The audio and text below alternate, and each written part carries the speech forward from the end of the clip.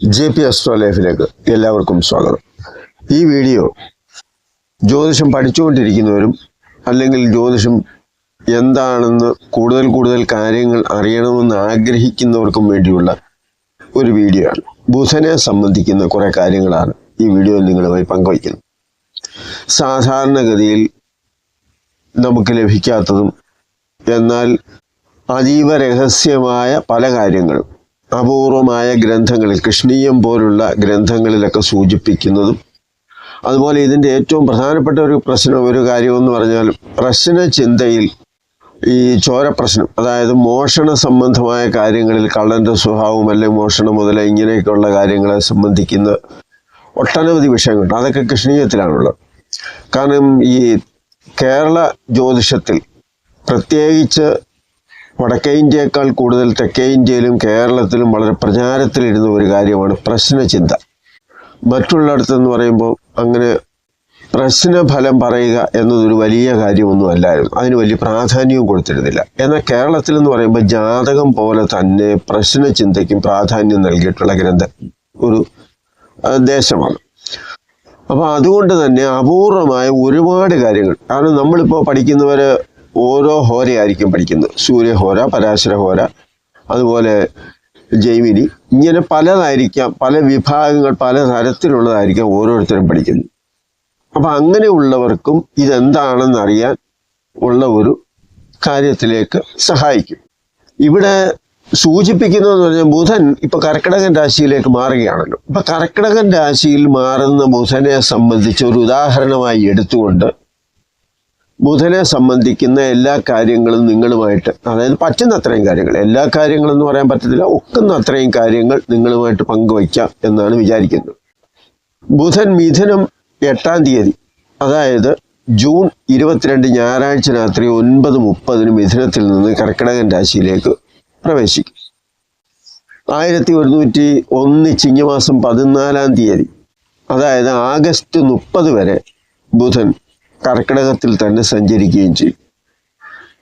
സാധാരണ ബുധൻ ഒരു മാസമാണ് ശരാശരി ഒരു രാശിയിൽ സഞ്ചരിക്കുന്നത്. കാരണം ബുധനും ശുക്രനും ഒക്കെ ശരാശരി പറയുന്നത് ഏതാണ്ട് 30 ദിവസം കാലയളവാണ്. ചിലപ്പോൾ അല്പം കൂടാം, ചിലപ്പോൾ കുറയാം എന്നുള്ളതേ ഉള്ളൂ.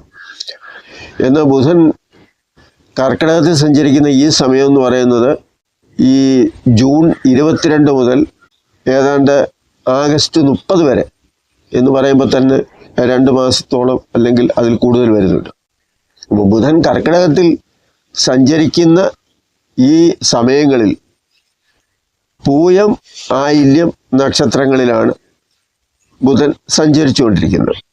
അപ്പോൾ ഓരോ ഗ്രഹങ്ങളും സഞ്ചരിക്കുമ്പോൾ അതേത് നക്ഷത്രത്തിലാണ് സഞ്ചരിക്കുന്നതെന്നും നമുക്കതിൻ്റെ ഡിഗ്രി നോക്കിയാൽ മനസ്സിലാകുന്ന കാര്യമാണ്.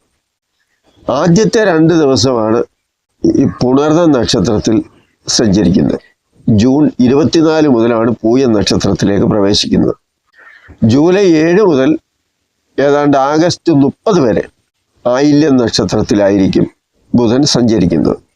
ആഗസ്റ്റ് 30-ന് പകൽ ഏതാണ്ട് 4:45 ബുധൻ ചിങ്ങൻ രാശിയിൽ മകൻ നക്ഷത്രത്തിലേക്കും കടക്കും. ഈ നക്ഷത്രത്തിൻ്റെ കാര്യം എന്തിനാണ് പറയുന്നതെന്ന് വെച്ചാൽ ഓരോ ഗ്രഹങ്ങളും 30 ഡിഗ്രി ഉള്ള ഒരു രാശിയിൽ സഞ്ചരിക്കുമ്പോൾ ആ 30 ഡിഗ്രി എന്ന് പറയുമ്പോൾ സാധാരണഗതിയിൽ 2.25 നക്ഷത്രത്തെ സൂചിപ്പിക്കുന്നു എന്നൊക്കെ എല്ലാവർക്കും അറിയാമല്ലോ. അപ്പോൾ അത് ഓരോ രാശിയെ സംബന്ധിച്ച് ഓരോ നക്ഷത്രത്തെ സ്വാധീനിച്ചായിരിക്കും ഏത് ഗ്രഹവും സഞ്ചരിച്ചുകൊണ്ടിരിക്കുന്നത്. അതുപോലെ ഇപ്പോൾ ചന്ദ്രൻ 2.25 നക്ഷത്രത്തിൽ സഞ്ചരിച്ചു കൊണ്ടിരിക്കുമ്പോൾ ഒരു രാശി നിൽക്കുമ്പോൾ ആ ചന്ദ്രൻ ഏത് രാശിയിലായിരിക്കാം നവാംശകം ചെയ്ത് നിൽക്കുന്നത് എന്നുള്ളതും നമുക്ക് ഡിഗ്രി നോക്കി മനസ്സിലാക്കാൻ പറ്റും. കാരണം ഒരു നക്ഷത്രം സഞ്ചരിക്കുന്നത് 3 ഡിഗ്രി 20 കല എന്നുള്ള ഒരു സമയത്താണ്. അപ്പോൾ അതനുസരിച്ച് 3:20, 6:40, 10, 13:20 ഇങ്ങനെ 4 ഭാഗങ്ങളായിട്ട് അല്ലെങ്കിൽ 4 പാദങ്ങളായിട്ടായിരിക്കും ഈ 13 ഡിഗ്രി 20 കല ഒരു നക്ഷത്രം സഞ്ചരിക്കുന്നത്. അതിനാണ് 1-ാം പാദം, 2-ാം പാദം, 3-ാം പാദം എന്നൊക്കെ പറയുന്നത്. ഒരു പാദം എന്ന് പറയുന്നത് 3 ഡിഗ്രി 20 കലയാണ്. അതിനെ സംബന്ധിച്ചൊക്കെ ഞാൻ വേറെ വീഡിയോ ചെയ്തോളാം. കാരണം ഇതെല്ലാം കൂടെ ആകുമ്പോൾ ആകെപ്പാടെ ഒരു കൊനഷ്ടാവും. ഇനി ബുധനെ സംബന്ധിച്ചുള്ള ഫലം അല്ലെങ്കിൽ മറ്റു കാര്യത്തിലേക്ക് കടക്കുമ്പോൾ സൂര്യനും ശുക്രനും ബുധൻ്റെ ബന്ധുക്കളാണ്. ചൊവ്വായും വ്യാഴവും ശനിയും സമന്മാരെന്ന് പറയും, തുല്യമായിട്ടുള്ളവർ. ചന്ദ്രനെ സംബന്ധിച്ച് പറയുമ്പോൾ ബുധൻ്റെ ശത്രുവാണ്. എന്നാൽ ഒരു ശത്രുതയും ഇല്ലാത്ത ഒരു ഗ്രഹം ഏതാണ് എന്ന് ചോദിച്ചാൽ അത് ചന്ദ്രനാണ്. അതായത് ചന്ദ്രന് അങ്ങോട്ട് ആരോടും ശത്രുതയൊന്നുമില്ല. ഇവിടെ നമ്മൾ ബുധൻ്റെ കാര്യം പറയുമ്പോൾ ബുധൻ ശത്രുവായിട്ടാണ് ചന്ദ്രനെ കാണുന്നത്. അതാണ് വ്യത്യാസമായിട്ട് പറയുന്നത്. അപ്പം ബുധൻ കർക്കിടകൻ രാശിയിൽ സഞ്ചരിക്കുക എന്ന് പറയുമ്പോൾ ബുധൻ സഞ്ചരിച്ചു കൊണ്ടിരിക്കുന്നത് ശത്രു രാശിയിലാണ് എന്നതാണ് അതിൻ്റെ ഒരു സൂചന തരുന്നത്. അതുപോലെ ഓരോ ഗ്രഹങ്ങളും നീചരാശി, അതുപോലെ മൗഢ്യം, വക്രം, അങ്ങനെ പല തരത്തിൽ ഓരോ രാശിയിലെയും ഗ്രഹങ്ങളുടെ സ്വഭാവത്തെ സൂചിപ്പിക്കുന്നുണ്ട്. ഇവിടെ ബുധൻ കർക്കിടക മാസം 2-ാം തീയതി, അതായത് ജൂലൈ 18 മുതൽ കർക്കിടകം 26-ാം തീയതി അല്ലെങ്കിൽ ആഗസ്റ്റ് 11-ാം തീയതി വരെ ബുധൻ വക്രഗതിയിലായിരിക്കും. ഈ പറഞ്ഞ വക്രഗതിയിൽ കർക്കിടകം 8-ന് ജൂലൈ 24 മുതൽ കർക്കിടകം 25 അല്ലെങ്കിൽ ആഗസ്റ്റ് 10 വരെ ബുധൻ മൗഢ്യത്തിലുമായിരിക്കും എന്നതുകൂടി നമ്മൾ വിചാരിക്കണം. ഇനി ബുധനെ സംബന്ധിച്ച് പറയുമ്പോൾ നമ്മൾ പാപഗ്രഹങ്ങളെ ശുഭഗ്രഹങ്ങളെ എന്ന് 2 തരത്തിൽ ഗ്രഹങ്ങളെ മാറ്റി ചിന്തിക്കുമ്പോൾ സാധാരണഗതിയിൽ ശുഭഗ്രഹങ്ങളുടെ കൂട്ടത്തിലാണ് ബുധനെ ഉൾപ്പെടുത്തുക. എന്നാൽ പലപ്പോഴും ബുധൻ്റെ സ്ഥിതിയും സ്വഭാവവും അനുസരിച്ച് ബുധനെ പാപനായിട്ടും പലപ്പോഴും കാണാറുണ്ട്. അതായത് ബുധൻ ശുഭഗ്രഹമാണെങ്കിലും പാപനായി മാറുന്ന ഒരു സാഹചര്യം ബുധൻ ഉണ്ടാകും. 3, 6, 11 ഭാവങ്ങളുടെ അധിപനായിട്ട് ബുധൻ വരുമ്പോൾ ബുധനെ പാപൻ എന്ന് പറയും. അതുപോലെ ശുഭനോട് ചേർന്ന് നിന്നാൽ പാപദോഷം കുറയുകയും ചെയ്യും, അല്ലെങ്കിൽ പാപദോഷമൊന്നും ഇല്ല എന്നും പറയും. ശുഭഗ്രഹങ്ങളായ വ്യാഴം, ശുക്രൻ, ബുധൻ ഇങ്ങനെയുള്ള ഗ്രഹങ്ങൾക്ക് കേന്ദ്ര ആധിപത്യ ദോഷം വരുമ്പോഴും, കേന്ദ്ര ആധിപത്യ ദോഷം എന്ന് പറഞ്ഞാൽ കേന്ദ്ര സ്ഥാനത്ത് നിൽക്കുകയാണ്. അത് ബുധനെ സംബന്ധിച്ചും വ്യാഴത്തെ സംബന്ധിച്ചും ശുക്രനെ സംബന്ധിച്ചും ഒക്കെ കേന്ദ്രാധിപത്യ ദോഷം എന്ന് പറയാറുണ്ട്. അതായത് 1, 4, 7, 10 രാശികൾ, അതാണ് കേന്ദ്രം. അതായത് ലഗ്നരാശിയിലോ 4-ാം ഭാവത്തിലോ 7-ാം ഭാവത്തിലോ 10-ാം ഭാവത്തിലോ ഇങ്ങനെയാണ് അതിൻ്റെ ഒരു സൂചന തരുന്നത്. അപ്പം ബുധൻ ലഗ്നാധിപനായിട്ട് വന്നാൽ, ഈ പറഞ്ഞ ഭാവത്തിൽ വന്നാൽ, കേന്ദ്രാധിപനായിട്ട് വന്നാൽ ദോഷം ഭവിക്കുമോ എന്ന് ചോദിച്ചാൽ ഉണ്ടാകത്തില്ല. അത് ഏതായാലും ലഗ്നാധിപൻ ഏത് ഭാവത്തിൽ നിന്നാലും അതിനൊരു പ്രത്യേക പവറുണ്ട് എന്നുള്ളതാണ്. അപ്പം 4, 7, 10 ഭാവത്തിൽ ലഗ്നത്തിലായാലും ലഗ്നാധിപനാണെങ്കിൽ അതിന് വലിയ കുഴപ്പമൊന്നുമില്ല. അതുപോലെ 3, 6, 11 ഭാവങ്ങളിലെ ബുധൻ ഉച്ചരാശിയിലോ സ്വക്ഷേത്രത്തിലോ ആയിട്ടാണ് വരുന്നത് എങ്കിൽ അങ്ങനെ വരുമ്പോഴും, അതായത് ഇപ്പം മിഥുനം കന്യരാശിയിലായിട്ട് വരിക, അവിടെ നിൽക്കുന്ന ബുധൻ ഇപ്പം 3-ലോ 6-ലോ 11-ലോ ആയാലും അത് വലിയ പാപനാണെന്നൊന്നും ചിന്തിക്കേണ്ട ആവശ്യമൊന്നുമില്ല. കർക്കിടകത്തിൽ സഞ്ചരിക്കുന്ന ബുധൻ പൂയം നക്ഷത്രത്തിൽ സഞ്ചരിക്കുന്ന ജൂൺ 24 മുതൽ ജൂലൈ 7 വരെ നക്ഷത്രനാഥൻ ശനിയായിരിക്കും.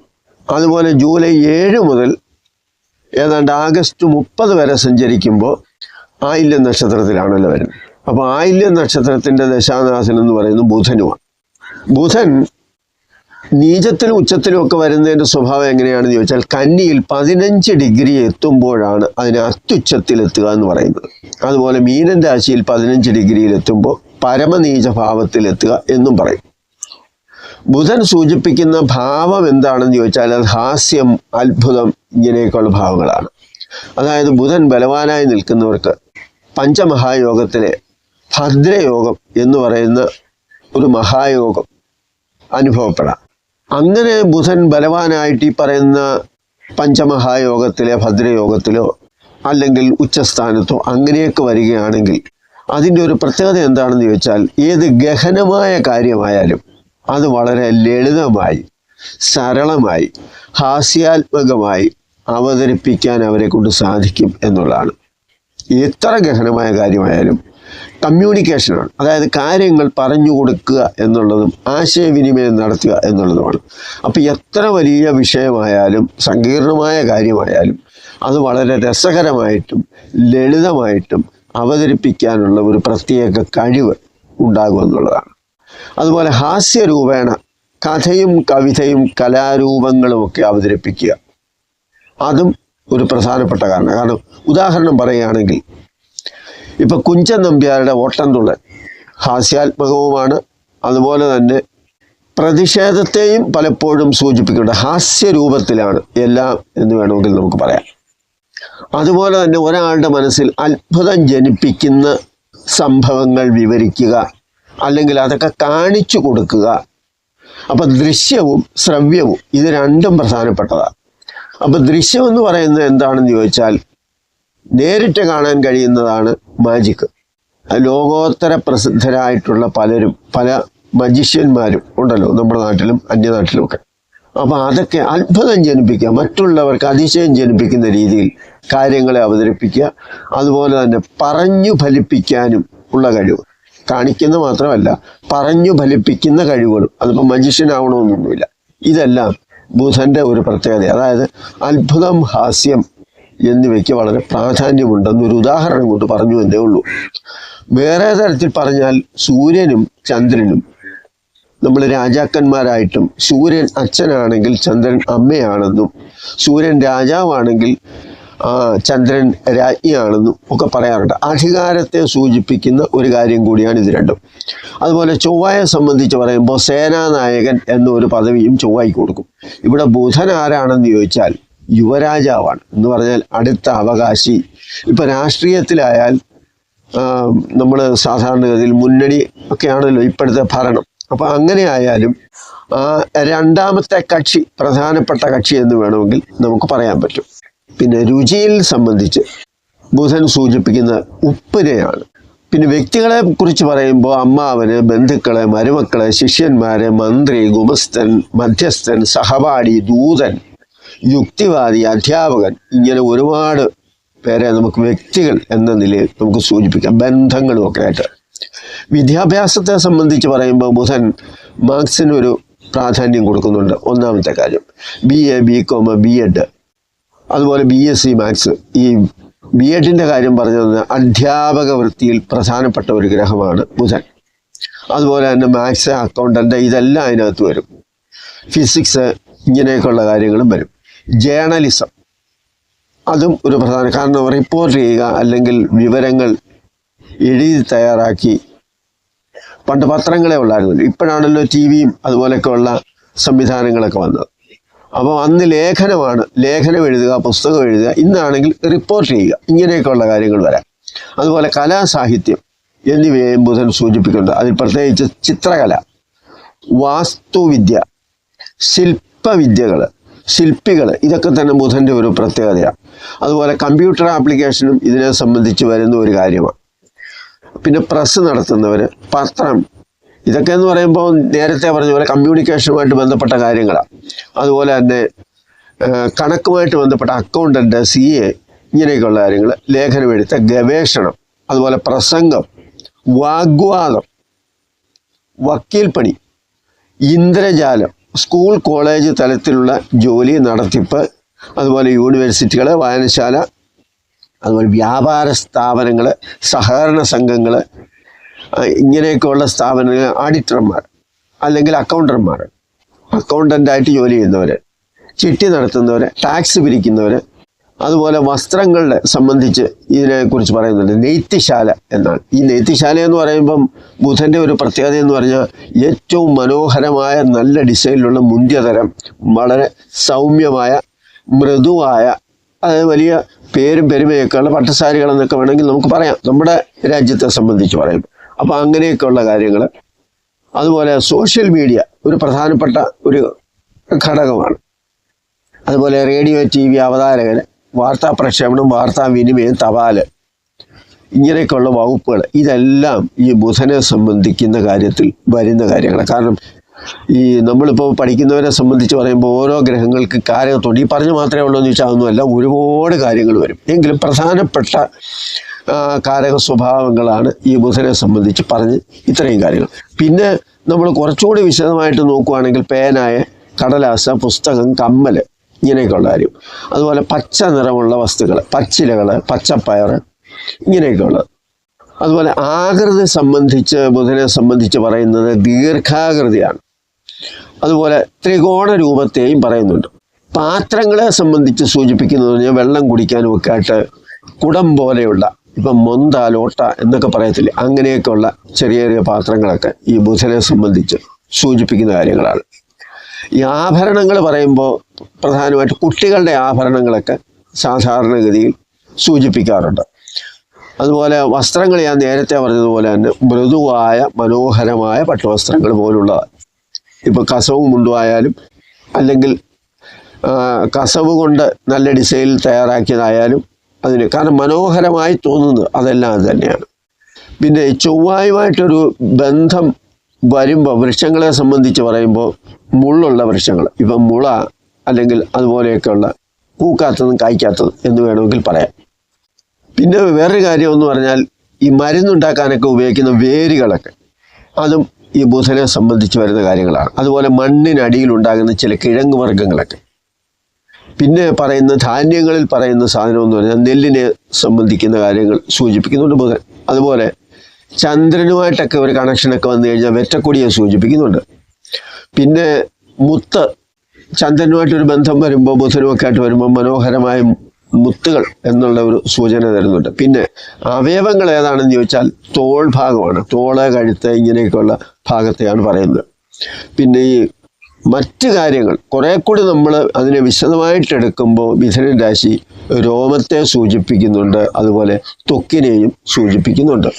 ഇനി മറ്റൊരു കാര്യം വളരെ വിശേഷമായിട്ട് പറയുന്നതെന്ന് പറഞ്ഞാൽ 30 ഡിഗ്രിയാണല്ലോ ഒരു രാശി. അപ്പോൾ ബുധൻ സഞ്ചരിക്കുന്നത് എത്രാമത്തെ ഡിഗ്രിയിലാണ് എന്നുള്ളതും അത് പ്രശ്നചിന്തയിലാണ് കൂടുതലും. കാരണം ഒരു കാര്യം ആവശ്യപ്പെട്ട് ഒരാൾ നമ്മളെ സമീപിക്കുമ്പോൾ പ്രശ്നചിന്തയിൽ ബുധൻ എത്രാമത്തെ ഡിഗ്രിയിൽ നിൽക്കുന്നു എന്നതനുസരിച്ച് ആ വ്യക്തി ആരാണ് അല്ലെങ്കിൽ വ്യക്തിത്വത്തെയൊക്കെ സൂചിപ്പിക്കുന്ന ചില കാര്യങ്ങളാണ്. ജാതകത്തിലും കുറച്ചൊക്കെ അത് അങ്ങനെ വരാറുണ്ടെന്ന് പറയുന്നുണ്ട്. അപ്പോൾ 30 ഡിഗ്രി 5ആയിട്ട് ഭാഗിക്കാമെന്ന് പറയുമ്പോൾ 6 ഡിഗ്രിയാണല്ലോ ഒരു ഭാഗമായിട്ട് വരുന്നത്. അപ്പോൾ ആദ്യത്തെ 6 ഡിഗ്രി എന്ന് പറയുന്നവർ അവർ പറയുന്ന പേരുകൾ, ഇപ്പോൾ പല പേരുകളും നമ്മളെ ഗ്രന്ഥങ്ങളിൽ നിന്ന് എടുക്കുമ്പോൾ ഇന്നത് അത്ര വ്യക്തമൊന്നുമല്ല. പിന്നെ ചില സൂചന മാത്രമൊക്കെ ചില കാര്യത്തിൽ എനിക്ക് തരാൻ പറ്റത്തുള്ളൂ. അതിനെക്കുറിച്ച് കൂടുതൽ അറിയാവുന്നവരുമായിട്ട് ഒക്കെ നിങ്ങൾ വേണമെങ്കിൽ അല്ലെങ്കിൽ ഡിക്ഷണറിയോ വല്ലതും ഉണ്ടെങ്കിൽ ഒന്ന് നോക്കുക. 6 ഡിഗ്രി വരെ വരുന്നവരെ സംബന്ധിച്ച് പറയുന്നത് പാഷണ്ഡികൾ എന്നാണ്. എന്ന് പറഞ്ഞാൽ എനിക്കൊന്ന് സ്വതന്ത്രമായിട്ട് നടക്കുന്നവർ, അതുപോലെ ആചാരങ്ങളെയും ധർമ്മത്തെയും ഒന്നും വലിയ കാര്യമായിട്ട് എടുക്കാതെ അതൊക്കെ ഉപേക്ഷിച്ച് അവരുടേതായ രീതിയിൽ സ്വതന്ത്രമായി ചിന്തിക്കുന്നവരും നടക്കുന്നവരും ഒക്കെ ആണെന്നാണ് എനിക്ക് തോന്നുന്നത്. 12 ഡിഗ്രി വരെ എന്ന് പറയുമ്പോൾ പുളിന്തന്മാരെന്നാണ് പറയുന്നത്. അതെന്താണെന്ന് എനിക്ക് മനസ്സിലായിട്ടില്ല. 18 ഡിഗ്രി വരെ എന്ന് പറയുമ്പോൾ ബ്രഹ്മചാരിയായിട്ട് ബ്രഹ്മചര്യം സ്വീകരിച്ച് ഒറ്റയ്ക്ക് കഴിയുക. സന്യാസി ആവണമെന്ന് നിർബന്ധമൊന്നുമില്ല, കല്യാണമൊന്നും കഴിക്കാതെ ഒറ്റയ്ക്ക് കഴിയുക എന്നൊക്കെ എൻ്റെ ഒരു സൂചനയുണ്ട്. 24 ഡിഗ്രി വരെ ആണ് ബുധൻ വരുന്നത്. 18നും 27നും ഇടയ്ക്കാണ് വരുന്നതെങ്കിൽ അഭിനയം തൊഴിലാക്കിയ രംഗജീവികൾ എന്ന് വേണമെങ്കിൽ നമുക്ക് പറയാം. അതിപ്പോൾ സിനിമയും ടി വിയും നാടകവും നൃത്തം ഇങ്ങനെയൊക്കെയുള്ള നമുക്കത് വിശദീകരിക്കാതെ തന്നെ അറിയാം. അഭിനയ രംഗം എന്നാണ് അതിന് ഏറ്റവും പ്രധാനമായിട്ട് യോജിക്കുന്നത്. അഭിനയ രംഗത്തുള്ളവർ എന്ന് ചിന്തിക്കുന്നതാണ് ഏറ്റവും നല്ലത്. 30 ഡിഗ്രി വരെ എന്ന് പറയുമ്പോൾ അതായത് 24 മുതൽ 30 ഡിഗ്രി വരെ ബുധൻ നിൽക്കുന്നവരെ സംബന്ധിച്ച് കഥ പറയുന്നവരും കഥ എഴുതുന്നവരും എന്നാണ് സൂചിപ്പിക്കുന്നത്. കഥാകാരന്മാരെന്ന്. അപ്പോൾ അത് രണ്ടു വരാം. കാരണം കഥ എഴുതുന്നവർ സാഹിത്യകാരന്മാരെന്നും കഥാകാരന്മാരെന്നും ഒക്കെ പറയാം. അതുപോലെ കഥ പറയുന്നവർ, പ്രസിദ്ധമായ കഥാകാരന്മാർ നമുക്കുണ്ടായിരുന്നല്ലോ, സാംബശിവനെ പോലെയൊക്കെ ഒരുപാട് പേര്. അപ്പം അങ്ങനെയൊക്കെയുള്ള കഥ പറയുന്നവർ. പിന്നെ ഓരോ രാശിയിൽ നിന്ന് ദൃഷ്ടിയെ സംബന്ധിച്ച് പറയുമ്പോൾ ചില വ്യക്തികളെ സൂചിപ്പിക്കുന്നുണ്ട്. ധനു രാശിയിൽ നിന്ന് ലഗ്നത്തിൽ ദൃഷ്ടിയുടെ യോഗമോ അങ്ങനെയുള്ള ബന്ധം എന്തെങ്കിലും വന്നാൽ അത് വനത്തിൽ വൃക്ഷത്തിൻ്റെ മുകളിൽ വീടുണ്ടാക്കി അല്ലെങ്കിൽ താമസിക്കാനുള്ള ആ സ്ഥലമുണ്ടാക്കി താമസിക്കുന്നവരെന്ന്, വനവാസികളായാലും ഒരു പ്രത്യേക വിഭാഗക്കാരെന്നോ അങ്ങനെയുള്ളവരെ നമുക്ക് പറയാം. മരത്തിൻ്റെ മുകളിൽ വസിക്കുന്നവർ. ചിങ്ങത്തിൽ പറയുന്നത് ശാഖാമൃഗം എന്നാണ്. എന്ന് പറഞ്ഞാൽ ചിങ്ങൻ രാശിയുമായിട്ട് ബന്ധമോ അല്ലെങ്കിൽ ദൃഷ്ടിയോഗങ്ങളോ വരികയാണെങ്കിൽ ശാഖാമൃഗം എന്നാണ് അതിൻ്റെ പേര്. ഒരുപക്ഷെ ഈ മാനിൻ്റെ കൂട്ടുള്ള ഏതെങ്കിലും മൃഗമാണോ എന്നെനിക്കറിയില്ല, അങ്ങനെ വല്ലതും ആയിരിക്കാം. മേടം ഇടവൻ രാശിയിലാണെങ്കിൽ വാനരവർഗത്തെ പറയുന്നുണ്ട്, അത് പിന്നെ വിശദീകരിക്കേണ്ട ആവശ്യമില്ല. അതുപോലെ ത്രിഗുണങ്ങളെ സംബന്ധിച്ച് പറയുമ്പോൾ ബുധൻ രജോ ഗുണപ്രിയനാണ് എന്നാണ്. അതായത് സത്വഗുണം, രജോ ഗുണം, തമോ ഗുണം. ഇതിൽ രജോ ഗുണപ്രധാനിയായ ഒരു ഗ്രഹമാണ് ബുധൻ. ഇനി ഈ പ്രശ്നം നോക്കി 5 മണിക്കൂർ നോക്കി, 7 മണിക്കൂർ നോക്കി, 8 മണിക്കൂർ നോക്കി പറയുന്ന ഫലങ്ങളാണെന്ന് പറഞ്ഞ് ഒരുപാട് യൂട്യൂബിൽ ഒരുപാട് കാര്യങ്ങളുണ്ട്. അതുമായിട്ട് എന്തെങ്കിലും ബന്ധമുണ്ടോ എന്ന് ചോദിച്ചാൽ യാതൊരു ബന്ധവുമില്ല പ്രശ്നവുമായിട്ട്. കാരണം അത് അതിബൃഹത്തായ ഒരു ഭാഗമാണ് ജ്യോതിഷത്തിലെ പ്രശ്നം എന്ന് പറഞ്ഞാൽ ഭോജന പ്രശ്നം. നിങ്ങൾ കഴിച്ച ഭക്ഷണം എന്ത്, ഞാൻ എന്തെങ്കിലും ഭക്ഷണം കഴിച്ചിട്ടുണ്ടോ എന്ന് ചോദിച്ചാൽ അതിനെക്കുറിച്ച് പറയുന്നത്. മൃഗയാ പ്രശ്നം, ഒരാൾ നായാട്ടിന് പോകുന്നു, നായാട്ടിന് പോയാൽ എന്തെങ്കിലും കിട്ടുമോ ലഭിക്കുമോ, അങ്ങനെയുള്ളത്. അതുപോലെ സുരത പ്രശ്നം, അതായത് സ്ത്രീയുമായി ബന്ധപ്പെട്ട കാര്യങ്ങൾ അതിഷ്ടത്തോടു കൂടിയാണോ ഇഷ്ടമല്ലാതാണോ ബലാത്കാരമാണോ ഇങ്ങനെയൊക്കെയുള്ള കാര്യങ്ങൾ, ആരാണ് എങ്ങനെയുള്ളതാണ് ഇങ്ങനെയൊക്കെയുള്ള കാര്യങ്ങളെ സംബന്ധിച്ചുള്ള കാര്യമാണ് അത്. അതുപോലെ ചോര പ്രശ്നം, ഒരു സാധനം കാണാനില്ല, അങ്ങനെ കാണാനില്ലാത്ത സാധനം കള്ളന്മാർ കൊണ്ടുപോയതാണോ, ആ കള്ളൻ ആരാണ്, വീട്ടിലുള്ളവരാണോ വെളിയിലുള്ളവരാണോ കൂടെ നിൽക്കുന്നവരാണോ, ഇങ്ങനെ ഒരുപാട് ചോദ്യങ്ങൾ വരാമല്ലോ. അതുപോലെ ആ സാധനം ഏതൊക്കെ ഭാഗത്തായിരിക്കും. ഇങ്ങനെ പ്രശ്നചിന്ത എന്ന് പറയുന്നത് ഒരുപാട് കാര്യങ്ങളെ പാർട്ടായിട്ട് സൂചിപ്പിക്കുന്ന കാര്യങ്ങളാണ്. അതിലിപ്പം ഏതെങ്കിലും ഒരു ഭാവത്തിൽ, ഇപ്പം ലഗ്നഭാവത്തിൽ ഏതെങ്കിലും ഒരു ഗ്രഹം വന്നാൽ നമ്മൾ ജാതകത്തിൽ സാധാരണ ചിന്തിക്കുന്നത് പോലെ ശരീരത്തിൻ്റെ ഗുണദോഷം എന്ന രീതിയിലൊന്നുമല്ല ഈ ഓരോ കാര്യത്തിലും. ഭോജന പ്രശ്നമാണെങ്കിൽ അത് വേറെ, നഷ്ടപ്രശ്നം ആണെങ്കിൽ അത് വേറെ, യുദ്ധപ്രശ്നമാണെങ്കിൽ അത് വേറെ. ഇങ്ങനെ ഓരോന്നും പരസ്പരം ബന്ധമില്ലാതെ സെപ്പറേറ്റായിട്ട് പഠിച്ചെങ്കിൽ മാത്രമേ അതിനെക്കുറിച്ച് കൂടുതലായിട്ട് പറയാൻ ഒക്കൂ. ദേവന്മാരുടെയും ക്ഷേത്രങ്ങളുടെയും കാര്യങ്ങൾ പറയുന്നതാണ് ദേവപ്രശ്നം. മനുഷ്യൻ്റെ കാര്യം പറയുന്നത് മനുഷ്യപ്രശ്നം. അതിന് സാധാരണഗതിയിൽ ഈ ആൾക്കാർ ചെല്ലുമ്പോൾ, ജ്യോത്സ്യന്മാരുടെ അടുത്ത് ചെല്ലുമ്പോൾ കേരളത്തിലെ ഒരു രീതി എന്ന് പറഞ്ഞാൽ ആദ്യമേ പറയുന്നൊരാണ് ദൈവാധീനം നോക്കാൻ വന്നതാണ്. അപ്പം ഈ ജ്യോതിഷവും ഒരുപാട് പഠിക്കണമെന്നില്ല, പ്രശ്നചിന്തയും ഒരുപാട് പഠിക്കണമെന്നില്ല, ദൈവാധീനം നോക്കിയാൽ പോലെ എന്ന് പറഞ്ഞാൽ വന്നു, ഉടനെ കുറച്ച് കബഡി എടുത്തു, വാരി വെച്ചു, പറഞ്ഞു വ്യാഴം അനുകൂലമല്ല, അതുകൊണ്ട് ദൈവാധീനം ഇല്ല, അല്ലെങ്കിൽ ഉണ്ട്, കുറെ വഴിപാട് പറഞ്ഞു കൊടുക്കുക, 10 മിനിറ്റ് കൊണ്ട് കാര്യം സാധിക്കും. അതൊന്നും അല്ലല്ലോ പ്രശ്നചിന്ത എന്ന് പറയുന്നത്, അതൊന്നുമല്ല. അപ്പം അങ്ങനെ അതിബൃഹത്തായ ഒരു കാര്യത്തിൽ കള്ളന്മാരെ സംബന്ധിക്കുന്ന കാര്യങ്ങളുടെ ഒരു സൂചനയാണ് ഈ ബുധനുമായിട്ട് മാത്രം ബന്ധപ്പെടുന്ന കാര്യത്തിൽ ഞാൻ നിങ്ങളുമായിട്ട് പങ്കുവയ്ക്കുന്നത്. ഇപ്പം കള്ളനെക്കുറിച്ച് പറയുന്നത് ലഗ്നാധിപനെ നോക്കിയാണ്. കാരണം നമ്മളിപ്പോൾ ജാതകത്തിൽ ലഗ്നം എന്ന് പറയുമ്പോൾ ആ ജനിച്ച വ്യക്തിയുടെ ശരീരത്തിൻ്റെ ഗുണദോഷ ഫലങ്ങളെ പറയുന്നത് പോലെ തന്നെ ലഗ്നാധിപൻ എന്നത് കള്ളനെ സംബന്ധിക്കുമ്പോൾ കള്ളൻ്റെ ആകൃതി, സ്വഭാവം, ഇങ്ങനെയൊക്കെയുള്ള കാര്യങ്ങളാണ്. അപ്പം ബുധനാണ് വരുന്നത് എങ്കിൽ ആളൊരു ഹാസ്യരസപ്രിയനായിരിക്കും എന്ന് പറഞ്ഞാൽ തമാശയൊക്കെ പറഞ്ഞ് ഇങ്ങനെ നന്നായി സംസാരിക്കുന്നതെന്ന് പറഞ്ഞാൽ വാചകമടിച്ച് ആരെയും പറ്റിക്കാൻ കഴിവുള്ള ഒരു സൂത്രശാലി എന്ന് വേണമെങ്കിൽ പറയാം. അതുപോലെ കറുത്തിരണ്ട നിറമുള്ളവനായിരിക്കും, മുടി ചുരണ്ടതായിരിക്കും, കുറച്ചൊക്കെ സാമാന്യം നല്ല ഉയരമുള്ള ശരീരമായിരിക്കും, അധികം വണ്ണമൊന്നും കാണത്തില്ല, ശരീരത്തിൽ ഇങ്ങനെ വെയിൻ, ഞരമ്പ് ഒക്കെ തെളിഞ്ഞു നിൽക്കുന്നതായിട്ട് നമുക്ക് തോന്നും. ഇതാണ് ഒരു കള്ളൻ്റെ പ്രാഥമികമായ ലക്ഷണത്തെക്കുറിച്ച് പറയുന്നു. അതുപോലെ ബുധൻ്റെ സ്ഥലം എവിടെ ആയിരിക്കാം എന്നുള്ളത്, കൊത്തുപണിയുള്ള വീട്. ഇപ്പം ബുധൻ നമ്മളിപ്പോൾ ഒരു വീടിനെ സംബന്ധിച്ചാണ്, അല്ലെങ്കിൽ ഒരു സ്ഥലത്തെ സംബന്ധിച്ച്, ഒരു ഏരിയ, ഒരു ലൊക്കേഷൻ, അത് ഏതാണ് എന്ന് ചിന്തിക്കുമ്പോൾ ബുധനാണെങ്കിൽ കൊത്തുപണിയുള്ള വീട് എന്ന് പറഞ്ഞാൽ പഴയ കാലത്തെ തടി കൊണ്ടൊക്കെ ഉള്ള, അല്ലെങ്കിൽ മനോഹരമായി പഴയതായാലും പുതിയതായാലും ഇങ്ങനെ നിർമ്മിച്ചിട്ടുള്ള ഒരു വീട്. രണ്ടാമത് പറയുന്നത് ചിത്രശാല എന്ന് പറയുമ്പോൾ ചിത്രം വരയ്ക്കുന്നത് അല്ലെങ്കിൽ അങ്ങനെയൊക്കെയുള്ള ആർട്ട് കാര്യങ്ങളൊക്കെ ഉള്ളത് ഒരു സ്ഥലം. പിന്നെ വളരെ നീളമുള്ള ഒരു ഹാൾ മുറി, ഇച്ചിരി വിശാലമായ, നമ്മൾ സാധാരണ ഒരു ഇന്നത്തെ കാലത്ത് ഒരു വീടെന്ന് പറയുമ്പോൾ അതിനകത്ത് ബെഡ്റൂം കാണും, ഹാള് കാണും, അങ്ങനെയൊക്കെ. അപ്പം സർക്കാരിൻ്റെ ആയാലും വേറെ ഏതായാലും ഒരു നീളമുള്ള ഒരു മുറിയായിരിക്കും. കേന്ദ്രത്തിലോ 11-ലോ ബുധൻ്റെ സ്ഥിതി വരികയാണെങ്കിൽ ഇച്ചിരി കാശുള്ളവൻ്റെ വീട് എന്ന് വേണമെങ്കിൽ പറയാം. എന്ന് പറയാൻ ധനികൻ എന്നതാണ് അതിൻ്റെ ഒരു സൂചന. ഇനി ഉച്ചരാശി ആയാലോ, ബുധൻ ഉച്ചരാശിയിലാണ് നിൽക്കുന്നതെങ്കിൽ അത് ഒന്നുകിൽ ദേവാലയമായിരിക്കും, ക്ഷേത്രവുമായിട്ട് ബന്ധപ്പെട്ട അല്ലെങ്കിൽ ആരാധനാലയവുമായിട്ട് ബന്ധപ്പെട്ട ഒരു സ്ഥലം, അല്ലെങ്കിൽ സർക്കാരിൻ്റെ കെട്ടിടങ്ങൾ, ഓഫീസ് കെട്ടിടമോ അതുമായിട്ട് ബന്ധപ്പെട്ട ഏതെങ്കിലും ഒരു സ്ഥലമോ സർക്കാർ മന്ദിരം എന്ന് വേണമെങ്കിൽ പറയാം. ഇനി സ്വക്ഷേത്രമാണെങ്കിൽ ബുധൻ നിൽക്കുന്നത് അത് സ്വന്തക്കാരുടെ അല്ലെങ്കിൽ സ്വജാതിക്കാരുടെ വീടായിരിക്കാം. നീചനാണെങ്കിൽ താഴ്ന്ന വിഭാഗക്കാരുടെ അല്ലെങ്കിൽ നീചന്മാരുടെ ദുഷ്ടന്മാരുടെ ഒക്കെയുള്ള വീടായിരിക്കാം. ഈ പറഞ്ഞു പറ്റിക്കുകയും മനുഷ്യനെ ചതിക്കുകയും വഞ്ചിക്കുകയൊക്കെ ചെയ്യുന്ന അങ്ങനെയുള്ള ആൾക്കാർ. ശത്രുക്ഷേത്രമാണെങ്കിൽ അവരുമായി ശത്രുതയുള്ള ഒരാളിൻ്റെ ഭവനമായിരിക്കാം. മിത്രക്ഷേത്രമാണെങ്കിൽ അവരുടെ ഏതെങ്കിലും ബന്ധുവിൻ്റെ സ്ഥലമായിരിക്കാം എന്നതിനെയൊക്കെയാണ് സൂചിപ്പിക്കുന്നത്. ഇനി ഈ മോഷ്ടിച്ച സാധനം എവിടെ ആയിരിക്കാം എന്നതിനെ സംബന്ധിച്ച് ആലോചിക്കുമ്പോൾ അത് ലഗ്നത്തെ നോക്കുന്ന ഗ്രഹങ്ങളെ സംബന്ധിച്ചാണ് അതിൻ്റെ ഒരു സൂചന പറയുന്നത്. ലഗ്നത്തിലേക്ക് ദൃഷ്ടി ചെയ്യുന്നവരാരാണ്? ശുക്രൻ്റെ ദൃഷ്ടിയാണ് വരുന്നത് എങ്കിൽ അത് ബെഡ്റൂമാണ്.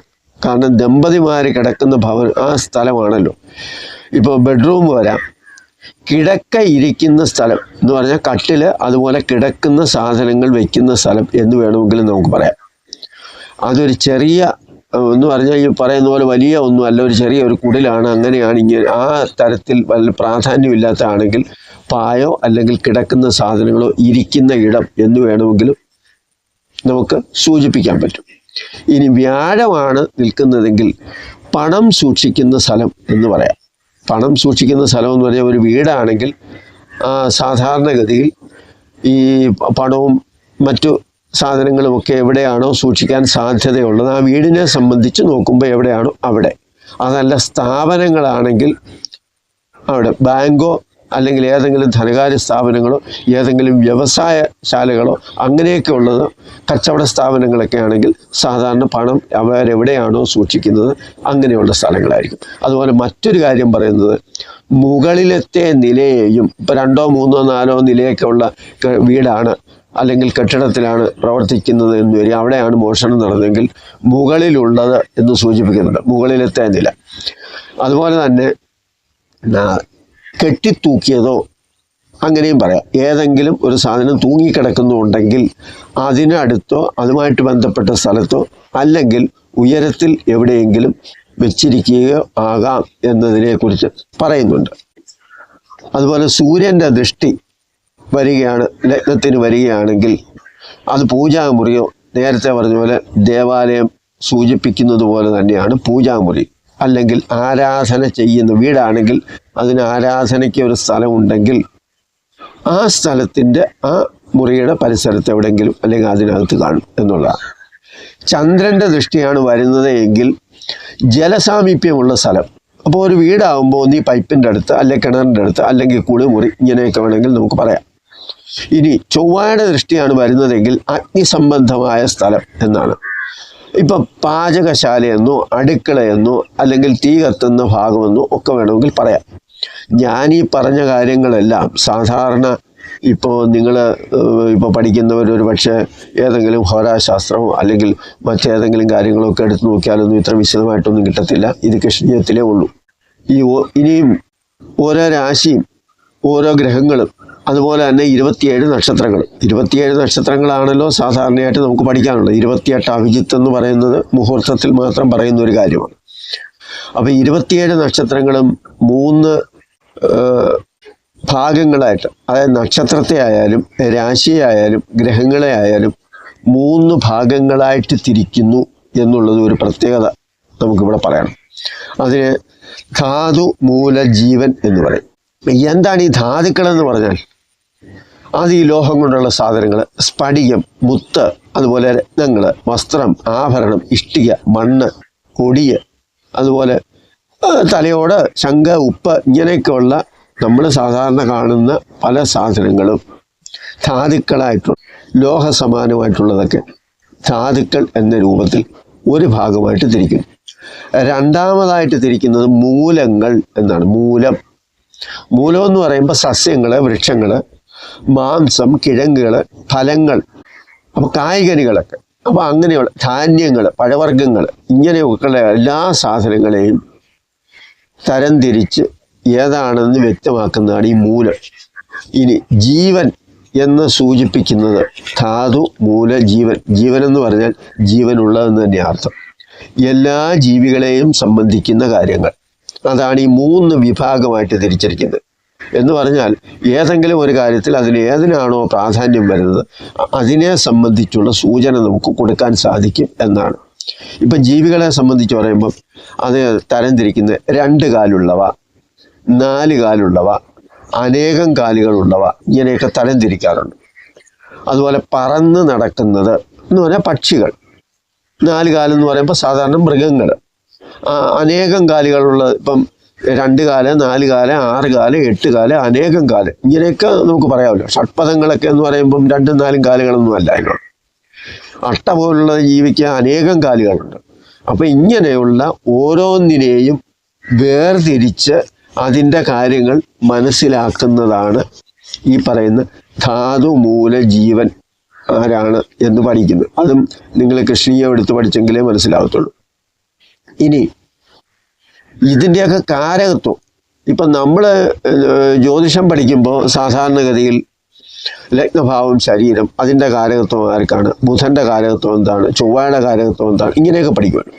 അതുപോലെ ഓരോ ഭാവത്തിൻ്റെ കാരകത്വവും ഓരോ ഗ്രഹത്തിൻ്റെ കാരകത്വം എന്താണെന്ന് സാധാരണ പഠിക്കാറുണ്ട്. എന്നാൽ ഇവിടെ ഈ ജീവികളെ സംബന്ധിക്കുന്ന കാരകത്വത്തെക്കുറിച്ച് പറയുന്നത് മേടൻ രാശിയുടെ കാര്യം നമുക്ക് പ്രധാനമായിട്ട് എടുക്കാം. രാശി, മേടൻ രാശി നഖത്തെ സൂചിപ്പിക്കും, ഇടവൻ രാശി പല്ലിനെ, മിഥുനൻ രാശി രോമത്തെ, കർക്കിടകൻ രാശി മജ്ജയെ, ചിങ്ങൻ രാശി അസ്ഥിയെ സംബന്ധിക്കുന്ന കാര്യം, കന്നിരാശി തൊലിയെ അല്ലെങ്കിൽ ത്വക്കിനെ സൂചിപ്പിക്കുന്നത്, തുലാം രാശി മലത്തെ, വിസർജ്യ വസ്തുവിനെ എന്ന് വേണമെങ്കിൽ പറയാം, വൃശ്ചികൻ രാശി മൂത്രത്തെ, ധനു കൊമ്പിന്, മകരം മാംസം രക്തം എന്നീ ഘടകങ്ങളെ, കുംഭം ലിംഗത്തെ, മീനം ശുക്ലത്തെ. ഇങ്ങനെ ഓരോ ജീവികളുടെയും ഈ രാശികൾ നോക്കി ഓരോ കാരകത്വം നമുക്ക് മനസ്സിലാക്കി അതിനെ സംബന്ധിക്കുന്ന കാര്യങ്ങൾ പറയാൻ സാധിക്കുന്ന ഒരു കാര്യമാണ്.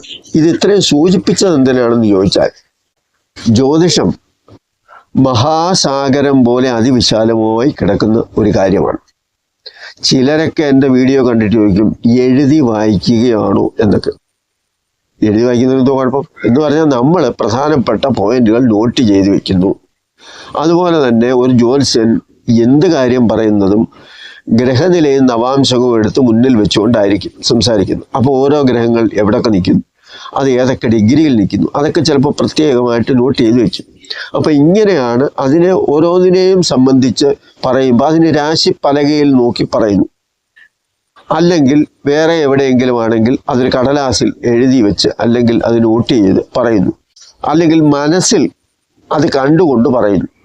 അപ്പം അതിനൊന്നും ഒരു മോശഫലമോ ദോഷഫലമോ അല്ലെങ്കിൽ അങ്ങനെയാണ് ഇങ്ങനെയാണെന്നും പറയാൻ പറ്റില്ല. അതിന് പറയാനുള്ള ചോദ്യത്തിൻ്റെ പിന്നിലെ കാര്യമെന്ന് പറഞ്ഞാൽ ജ്യോതിഷവുമായിട്ട് ഒരു ബന്ധവും ഇല്ലാത്ത ആൾക്കാർ ആ വീട്ടിലോ പരിസരത്തോ അല്ലെങ്കിൽ പരിചയത്തിലോ അല്ലെങ്കിൽ ഏതെങ്കിലും പുസ്തകങ്ങളോ അല്ലെങ്കിൽ കാണുന്ന ഏതെങ്കിലും വീഡിയോയോ, ഇപ്പം യൂട്യൂബിലൊക്കെ ഇഷ്ടംപോലെ വീഡിയോ ഉണ്ടല്ലോ, അതിലേതെങ്കിലും ഒന്നിനെ കണ്ടുകൊണ്ട് അല്ലെങ്കിൽ കേട്ടുകൊണ്ട് ചില കാര്യങ്ങളൊക്കെ എഴുതി വെച്ച് രൂപം കാണിക്കാതെ ശബ്ദം മാത്രം കേൾപ്പിച്ച് ക്യാമറയുടെ രൂപത്തിൽ അത് ജ്യോതിഷമാണ് എന്ന തരത്തിൽ വളരെയേറെ പ്രചാരം കൊടുക്കുന്ന കുറേ കാര്യങ്ങളുണ്ട്. അപ്പം അതൊന്നും അല്ല. ജ്യോതിഷം എന്ന് പറയുമ്പോൾ ഒരു ജീവിതകാലം മുഴുവനും പഠിച്ചാലും തീരുന്ന ഒരു കാര്യമല്ല. ഇപ്പം എന്നോട് തന്നെ എൻ്റെ കമൻറ്റിൽ ജൈമിനി അസ്ട്രോളജിയെ സംബന്ധിച്ച് ആത്മകാരകൻ അല്ലെങ്കിൽ അമാത്യകാരകൻ ഒക്കെ എന്താണ്, അതിനെ സംബന്ധിച്ചൊക്കെ ഒരു വീഡിയോ ചെയ്യാമോ എന്നൊരു കമൻറ്റ് ഞാൻ ചെയ്ത വീഡിയോ കിടപ്പുണ്ട്.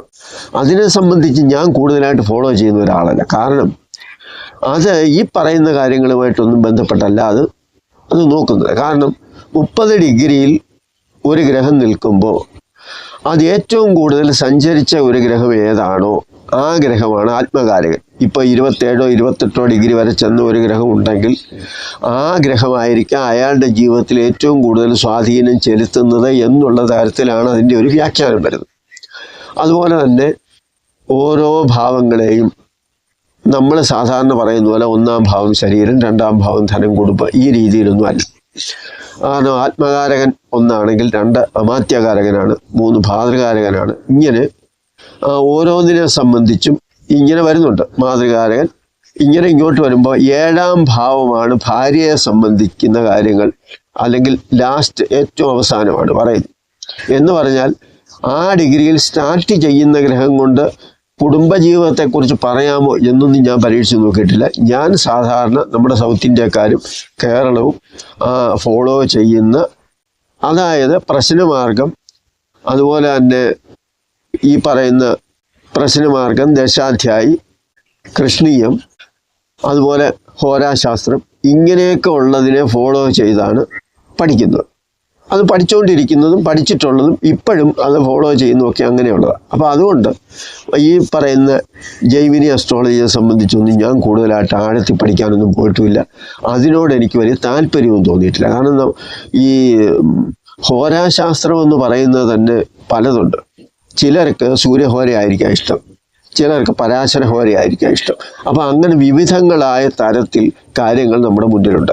അതുകൊണ്ടാണ് ഞാൻ പറയുന്നത്, ഒരു ജീവിതകാലം മുഴുവനും പഠിച്ചാലും തീരാത്തതുപോലെ അതിവിശാലമായിട്ട് ഒരു സാഗരം പോലെ തുറന്നു കിടക്കുന്ന ഒരു കാര്യമാണ് ഏതാണ് അസ്ട്രോളജി.